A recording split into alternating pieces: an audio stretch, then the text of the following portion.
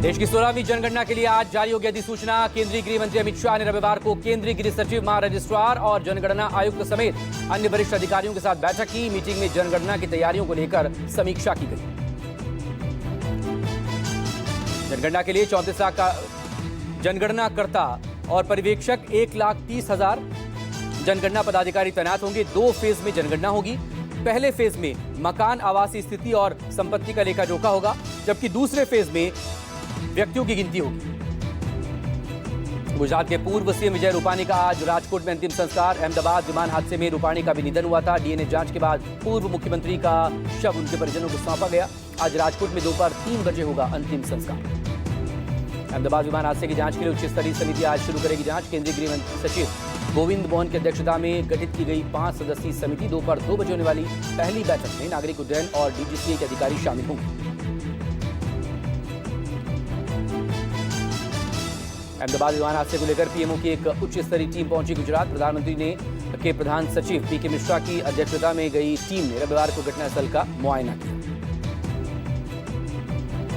प्रधानमंत्री नरेंद्र मोदी आज कनाडा में आयोजित G7 सम्मेलन में शिरकत करेंगे। 2 दिन के कनाडा दौरे पर पीएम मोदी कई देशों के राष्ट्राध्यक्षों से 1-to-1 मीटिंग कर सकते हैं। कनाडाई पीएम ने दिया था प्रधानमंत्री को न्योता।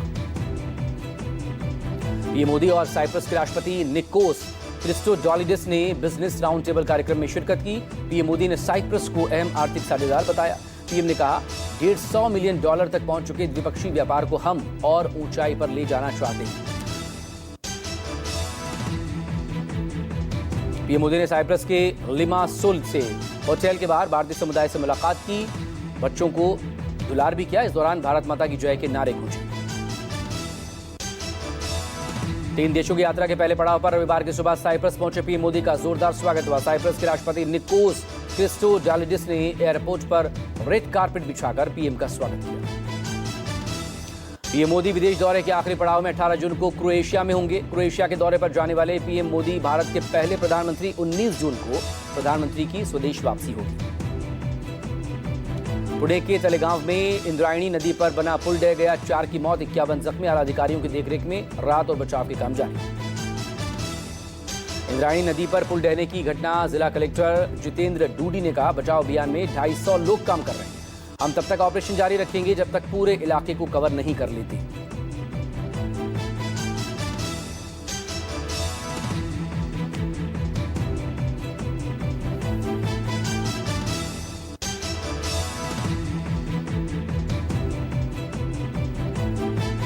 महाराष्ट्र के राहत और पुनर्वास मंत्री मकरंद पाटिल इंद्रायणी पुल हादसे में घायलों का हालचाल जानने अस्पताल पहुंचे। 3 महीने से बंद 35 साल पुराने पुल को तोड़कर नया पुल बनाने का टेंडर पिछले साल ही निकाला गया था। बारामती सांसद सुप्रिया सुले घटनास्थल पर पहुंची। इस दौरान उन्होंने पूरे हादसे का मुआयना किया। वहीं मौके पर कुछ पीड़ित परिवारों से बात भी की। इंद्रायणी नदी पुल हादसे में प्रशासन की गंभीर लापरवाही। जर्जर हो चुके पुल पर पर्यटकों की भीड़ रोकने की कोई इंतजाम नहीं किए गए। यहां तक कि चेतावनी का बोर्ड भी वहां पर नहीं था। इस वजह से इतनी तादाद में लोग पुल पर जुट गए। इधर उत्तराखंड के केदारनाथ में हेलीकॉप्टर क्रैश पर राज्य सरकार का एक्शन। आर्यन एविएशन का हेलीकॉप्टर संचालन तत्काल प्रभाव से निलंबित। डीजीसीए ने 2 पायलटों का लाइसेंस भी रद्द किया। प्रधानमंत्री नरेंद्र मोदी ने केदारनाथ हेलीकॉप्टर हादसे पर गहरा दुख जताया। विदेश दौरे पर गए पीएम मोदी ने सीएम धामी से फोन पर डिटेल ली है। सीएम धामी ने एक्स पर पोस्ट कर इसकी जानकारी शेयर की। उत्तराखंड के केदारनाथ मार्ग पर एक हेलीकॉप्टर दुर्घटनाग्रस्त हो गया। हेलीकॉप्टर में सवार 7 लोगों की मौत हुई है। सभी की श्रद्धालुओं को लेकर चॉपर केदारनाथ से गौरीकुंड के लिए उसने उड़ान भरी थी। खराब मौसम की वजह से हादसा हुआ। हिमाचल के चंबा में भारी लैंडस्लाइड, भूस्खलन से कुंडी सुनारा सड़क मार्ग ठप हो गया। लैंडस्लाइड का वीडियो सामने आ चुका है। केदारनाथ में पिछले 1 महीने में ये चौथा हादसा हुआ है। 15 जून की रविवार को हेलीकॉप्टर हादसे में एक बच्चे समेत 7 की मौत हुई। 8 मई को उत्तरकाशी में चॉपर क्रैश में 6 लोगों की जान गई थी, जबकि 17 मई को एक एम्बुलेंस दुर्घटना का शिकार हुई थी।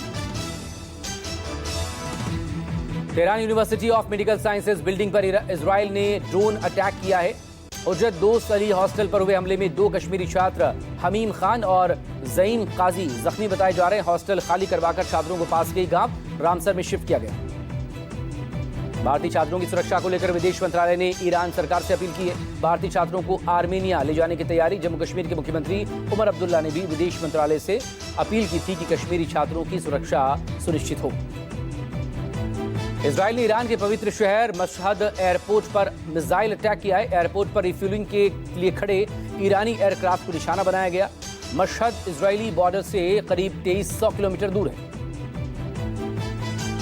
ईरान भी पूरी ताकत से इजराइल पर पलटवार कर रहा है। ईरान के निशाने पर इजराइल का हाइफा और तेल अवीव। ईरान ने या फातिमा जहरा के नारे के साथ तेल अवीव पर अटैक किया है। इजराइल की राजधानी तेल अवीव पर ईरान ताबड़तोड़ मिसाइल अटैक कर रहा है। बैलिस्टिक मिसाइल से हमले में शहर के कई जगहों पर आग लगी है। ईरानी हमले में इजराइल को भारी नुकसान की खबरें। इजराइल ने ईरान की दर्जनों मिसाइलों को इंटरसेप्ट भी किया। टीवी स्क्रीन पर दिख रही है तस्वीर हाइफा की, जहां पर इजराइल ने 2 ईरानी मिसाइल्स को हवा में ही न्यूट्रलाइज कर दिया। इजरायली मीडिया के हवाले से खबर है, ईरान के डिफेंस मुख्यालय पर इजराइल ने हमला किया था। टारगेट पर थे ईरानी रक्षा मंत्री अजीज नसीरजादे। इजरायली हमले में डिफेंस मुख्यालय को नुकसान पहुंचा है। ईरान इजराइल के भीषण युद्ध के बीच दोनों देश एक दूसरे पर लगातार ताबड़तोड़ हमले कर रहे हैं। ईरान के सैन्य ठिकानों पर इजराइल ने एयर स्ट्राइक की।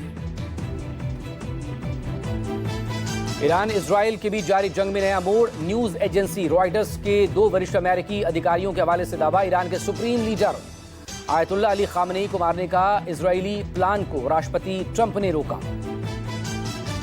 अमेरिकी राष्ट्रपति डोनाल्ड ट्रंप ने इजराइल और ईरान को सुलह करने की सलाह दी। कहा, भारत पाकिस्तान में सीज फायर की तरह ईरान इजराइल युद्ध विराम भी करवाऊंगा। हालांकि न्यूक्लियर डील पर अमेरिका ईरान के बीच रविवार को होने वाली 6वें दौर की बातचीत इससे पहले रद्द हो गई थी। भारत ने ईरान में रह रहे भारतीय नागरिकों के लिए एडवाइजरी जारी की है। भारतीय दूतावास ने अपने नागरिकों से संपर्क में रहने और उन्हें अपडेट रखने के लिए टेलीग्राम लिंक जारी किया है। तेहरान में 150 मेडिकल स्टूडेंट समेत करीब 1500 से ज्यादा भारतीय छात्र हैं। IAEA ने ईरान के परमाणु ठिकानों को तबाह करने के इजरायली दावों को खारिज किया है। अंतर्राष्ट्रीय परमाणु ऊर्जा एजेंसी ने कहा, इजरायली हमलों में फोडो और खुंडब संयंत्र को कोई नुकसान नहीं पहुंचा। नतांज में भारी नुकसान के इजराइल के दावों को परमाणु एजेंसी ने नकार दिया। फ्रांस और जर्मनी भी ईरान को परमाणु संपन्न के तौर पर नहीं देखना चाहते। दोनों देशों ने राष्ट्राध्यक्षों ने न्यूक्लियर वेपन से लैस ईरान और दुनिया को मानवता के लिए बड़ा खतरा बताया।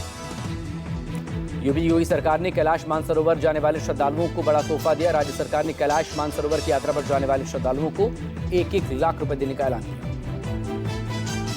केंद्रीय गृह मंत्री अमित शाह ने रविवार को यूपी पुलिस कांस्टेबल के 60,244 जवानों को अपॉइंटमेंट लेटर दिए। लखनऊ में आयोजित कार्यक्रम में शाह ने कहा, न खर्ची, न पर्ची, न सिफारिश, न जातिवाद, केवल योग्यता के आधार पर हजारों युवाओं को नौकरी मिली। पश्चिम बंगाल विधानसभा का आज से सत्र शुरू हो रहा है। ममता सरकार को घेरने के लिए विपक्ष ने कमर कसी। 24 परगना हिंसा समेत बदहाल कानून व्यवस्था पर बीजेपी सदन में आवाज बुलंद करेगी। बिहार की राजधानी पटना को आज मीठापुर महोली एलिवेटेड रोड की सौगात मिलेगी। सीएम नीतीश कुमार उद्घाटन करेंगे। आरजेडी सांसद मीसा भारती को भी कार्यक्रम का न्योता दिया गया है।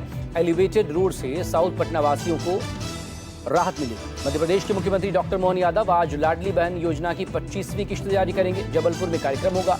1 करोड़ 27 लाख महिलाओं के खाते में डाले जाएंगे 1552 करोड़ रुपए। दिल्ली में हुआ स्पार्क्स ऐप का भव्य लॉन्च। यात्रा और स्टाइल का अनोखा संगम दिखा। स्पार्क्स एक नया ट्रैवल ऐप है जो लोगों को उनकी ट्रैवल स्टाइल और दिलचस्पी के आधार पर जोड़ता है। कार्यक्रम में मॉडल्स ने अलग अलग ट्रैवल पर्सनालिटीज को रैंप पर उतारकर ऐप की भावना को जीवंत किया।